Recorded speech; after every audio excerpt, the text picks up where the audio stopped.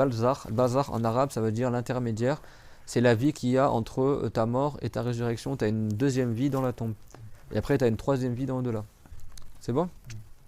Sauf que la vie dans la tombe, tu fais pas ce que tu veux, quoi. Donc l'âme, quand tu meurs, elle sort de ton corps, mais quand tu es enterré et que la terre, elle est remise sur ta tombe, après ton âme, elle revient dans le corps.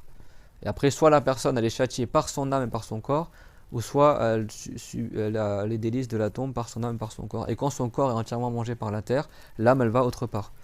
Si la personne était mécréante, son âme, elle va proche de l'enfer, à Sijjin.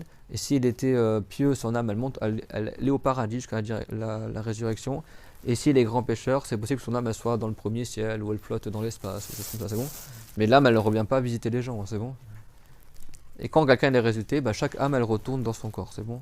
Ceux qui étaient dans le ciel, ça revient sur terre, au paradis. Et c'est pas comme les chrétiens, le musulman, il va au paradis par son âme et par son corps. Et le mécréant, il va en enfer par son âme et par son corps, c'est bon. Et l'âme, elle est éternelle, elle ne meurt pas.